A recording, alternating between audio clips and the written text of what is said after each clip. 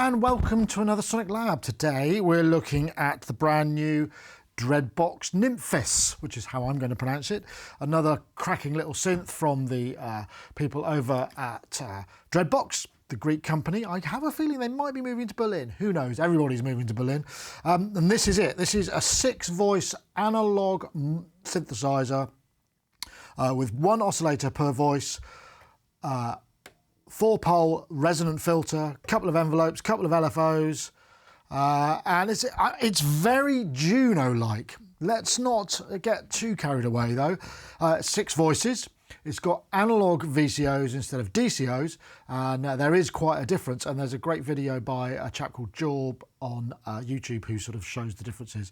So there's a little bit more analog wonkiness going on, but it's a really affordable little machine. It's going to be around about £500, €600, $600. So, you know, for 6-voice analog poly, pretty cool, but it's got some other great features besides. Case is really nice and solid, quite thin in height, so it's actually quite small and compact, probably closer in size to a Volca, certainly in surface area, than a Boutique, but not perhaps as high as a Volca, so very compact little device. Okay, so let's go and load a patch, because there are 7x7 patches in here, so you can store your patches. Each of the patches also has kind of modulation destinations, and there's a lot of stuff that we can do, but this is where we first see the menu system. And yes, it is a little bit on the kind of obscure side. So I press that, then I can go to, this is my start patch. So this is just a straight sawtooth. Nice, good shape. You can see I've got a proper scope here, which I've got from a junk shop for a bargain, but it means I can show you proper waveforms. So if we play an octave, you can see that there's a certain amount of movement going on, and what that means is, you know, it's showing us that they're not phase locked and there's this kind of analog movement. They're slightly out of tune with each other, but having said that, it still seems to be pretty good at calibration, which is, as we know, is the bane of anybody who makes an analog polysynth. So, continuously variable waveform. You go through to square. Just get that. Hang on. Again, it's got a really nice, you can see up there, really nice sort of low end to this. And we can modulate the pulse width, which I will show you here, because what I've done, rather than go through all of the shift functions, which are the pink, you have to go to shift by double clicking or momentarily holding, I've mapped them to this BCR controller. So this one is the pulse width. Let's go back to that, and you can, it doesn't go through 0, but it's got a nice tearing sound. And then finally we got a nice solid triangle wave. There's also a sub-oscillator, which is a square at an octave below the pitch of the main VCO. Noise source, which is quite a bright noise source, not very pink, more like sort of white with a sort of high-end bias. Let's bring that. This then all goes through to the 4-pole low-pass filter.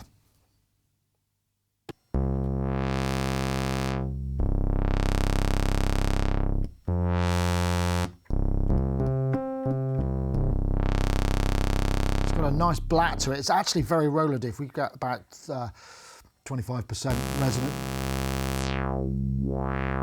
It's got a real Roland character actually, and it can pick out those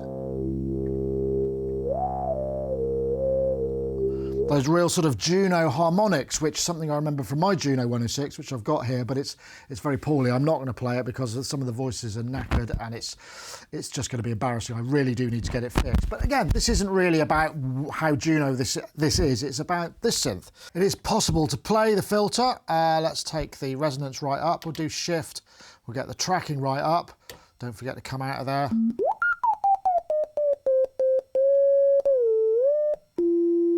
So I'm now playing.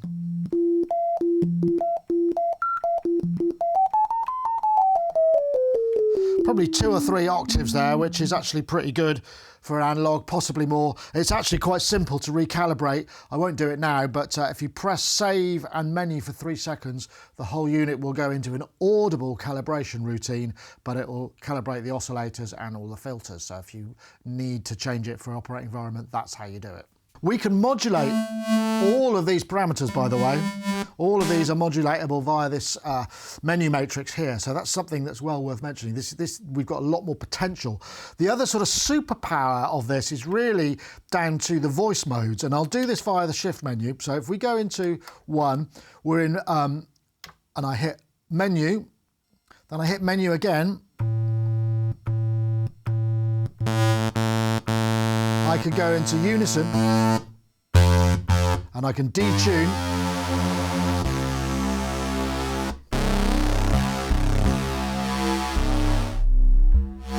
So that's unison A, that's basically 6 voice unison. 2 is 4 voice unison. Then we've got triphonic, yes, that's the word I'm looking for. So 3 notes, each with 2 oscillators per voice. Then next we've got duo, mono, and finally chord mode, which allows us to edit the chords. But if we go back to this one of the unisons, now what happens,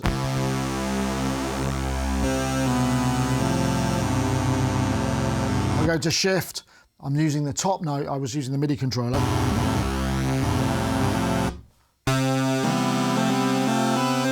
There are 7 presets per patch, which allow you to kind of create these stacked voices. So in this mode, I can play 2 of those. That's in unison A. So if I go into duophonic, which would be number 5.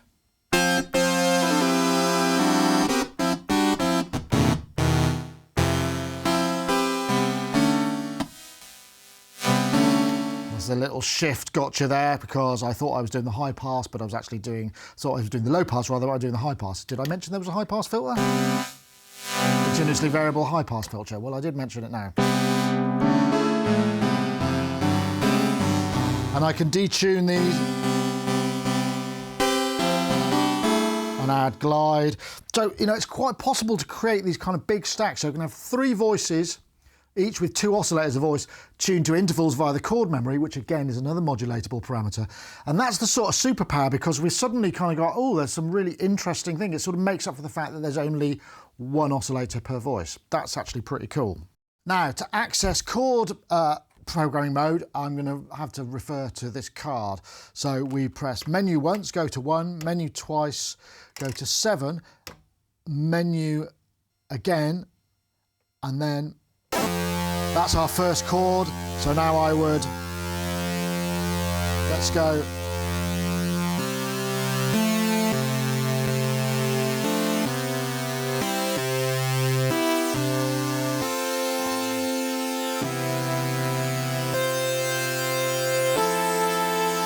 Hit that again. So now I'm coming back to here.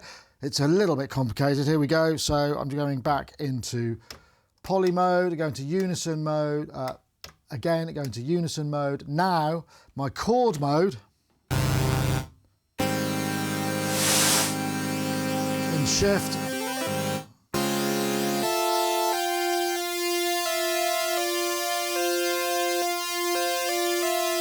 I've programmed those into those 7 slots. Now, I won't pretend that this isn't kind of slightly complicated and convoluted, but it's possible. And then the other thing that's kind of cool is we can add glide between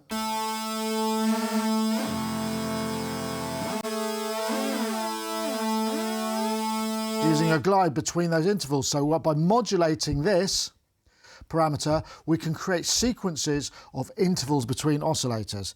So in this patch, I'm modulating the chord via LFO2. So I press a note here.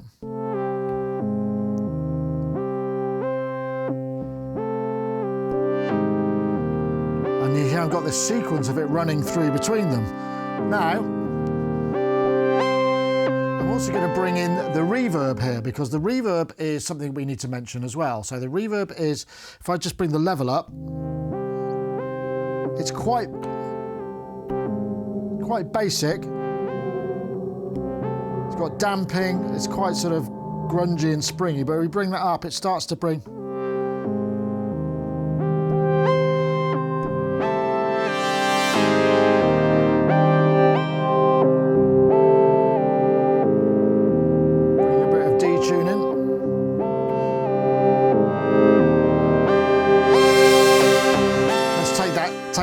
take that down. And what I'll do now is, I mean, this is where it's interesting. We've got mono output, the effects, it's okay, it's not great. We can't modulate the effects parameters, which would have been great, because when you do, you get that really nice, almost Nix-like thing. It's just not quite prime time sort of effect. But I've got the zoom over here, so I'm just going to add a bit of chorus like it would, you know, it's not a Juno chorus, but it's a chorus, so it'll give you the idea of that sort of widening sound. Just a little bit. That particle reverb on.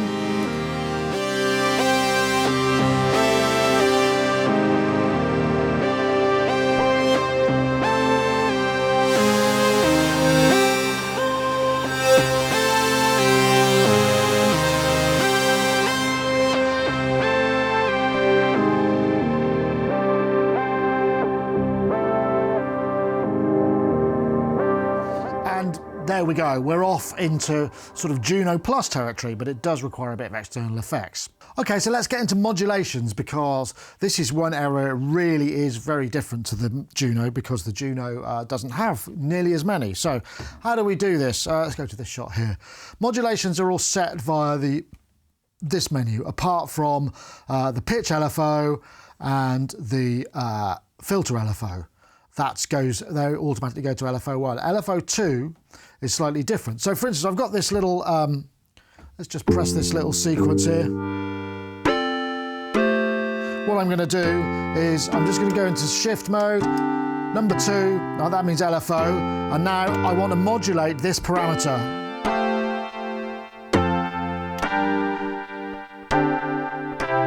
But I can also modulate any of these parameters apart from the reverb.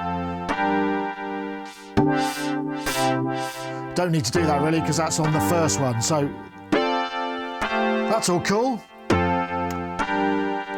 So now let's just go back into menu. That's the speed of that LFO. We'll just come out here and we'll add some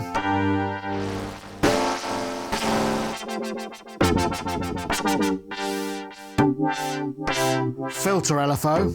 Now you heard there are ranges.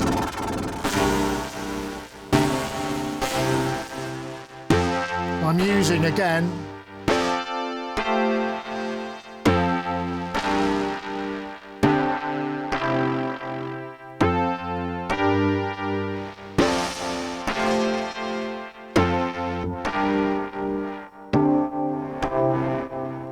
get some interesting, we're almost getting into sort of frequency FM modulation. Basically, each of the LFOs has 3 modes. They've got low, high, and track, and also sync to BPM. So we can actually have them. So this one is now tracked to the keyboard.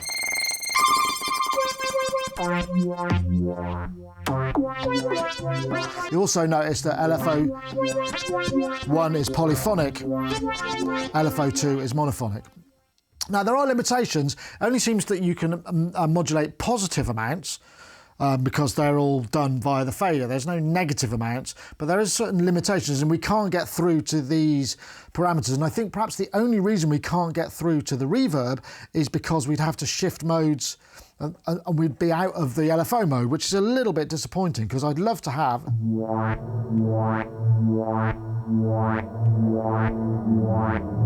Love to be able to modulate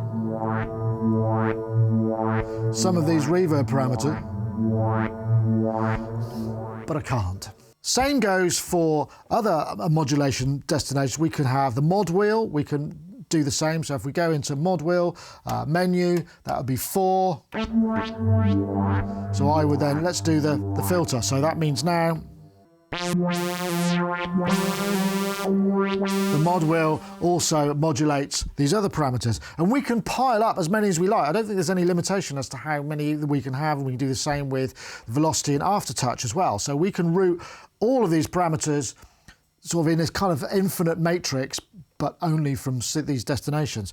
So in terms of modulation sources, it's limiting, but modulation destinations, there's an enormous amount of them. One thing that is a bit disappointing is we haven't got the same routing possibilities with the envelopes. There's no envelope module here, where we've got 2 envelopes, one's fixed to VCA and VCF.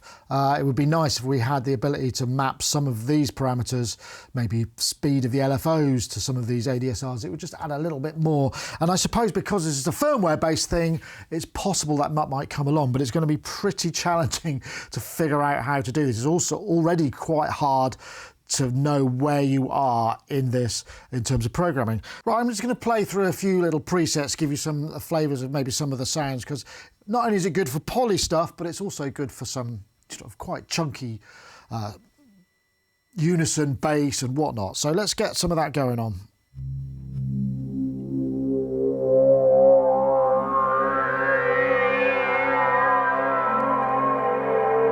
I've added chorus and effects to this as well, but this really does sound very Juno-like to me. I had a patch just like it.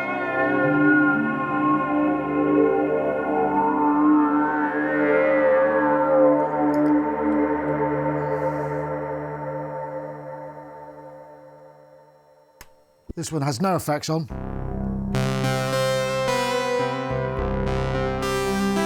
A lot of velocity on the envelope depth.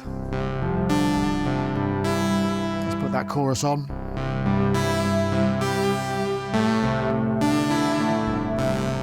Put the internal effects on.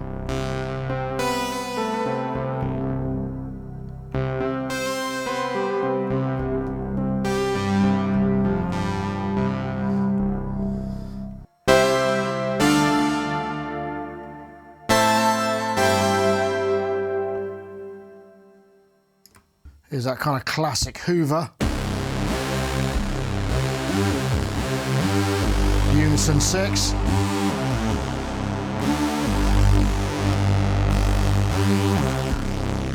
So like poly.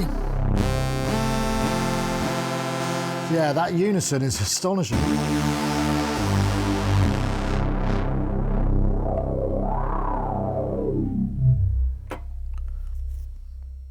Let me just add a bit of high-speed filter modulation to that.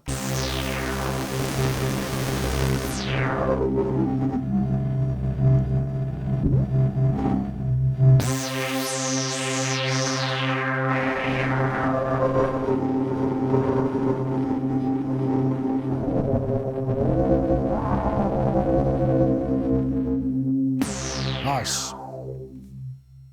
I've got this in tri mode. So 3 notes, 2 voice per note with a bit of detune and a bit of that external chorus. Let's put a bit of the reverb on there as well, my particle reverb.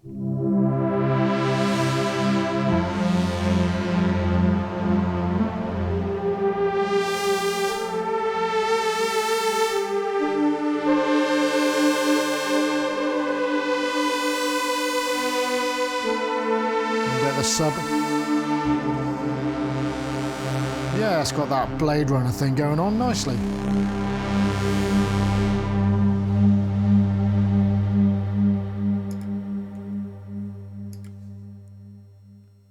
Nice sort of delicate with a bit of noise in there and some chorus.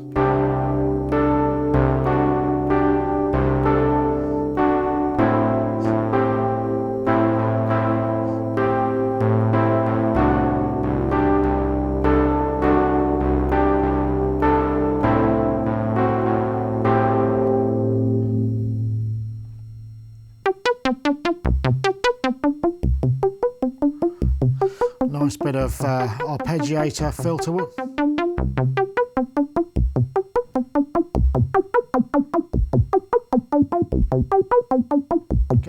of almost 303 vibe. It's quite a nice sort of Juno-esque pad, chorusy pad. Again, you've got the chorus external.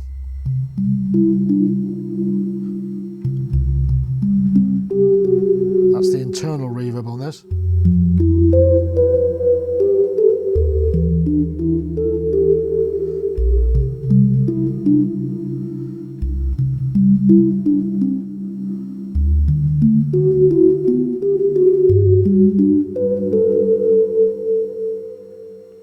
Okay, so as you can hear, there's a decent range of sounds, and there is certainly some Juno-esque stuff going on there. I mean, I think it really does benefit from external effects, and I don't know if you hear, but some patches with the reverb on, there's a sort of little high-pitched whine I was getting. I don't know whether that's maybe the dirty USB power. Hard to tell. I mean, that's always an issue that you might find, but you can just use your own separate USB. Overall, though, I think the Nymphes is a really nice little instrument. It's got character. It's still got that Dreadbox thing.